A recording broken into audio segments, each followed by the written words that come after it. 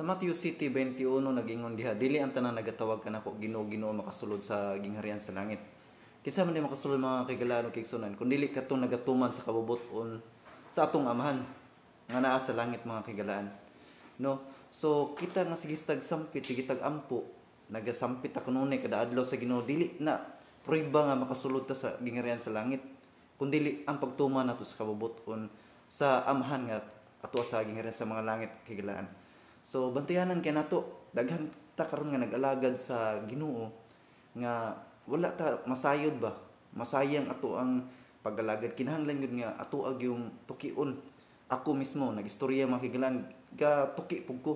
Kitang tanan dapat nato nga tun-an gyud ang pulong sa Ginoo ngano karong panahon na daghan mga bakak nga mga doktrina nga wala na nahaom gikan sa internet, asa nila gid mangkuha. Ang kinahanglan mga kaigalaan gud, dapat ang pulong sa Ginoo at tun-an gikan gud sa Biblia.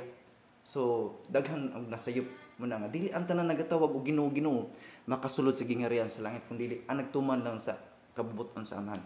Unsa man ang kabubuton magigsunan? So sa sunod nga video ato anang ihisgutan diri kay galaan. So may gabi sa tanan, hangtod sa sunod next time nga video nato.